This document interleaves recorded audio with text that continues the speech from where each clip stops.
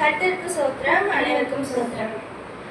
எனக்கா இத்தனை கிருபை, என்மேல் அளவற்ற கிருபை.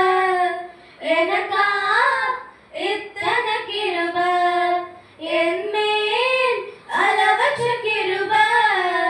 என்னை விட எத்தனை பேர் தகுதியாக இருந்தும் என்னை மட்டும் கிருபை இன்று தேடி வந்ததே. என்னை விட எத்தனை பேர் தகுதியாக இருந்தும் என்னை மட்டும்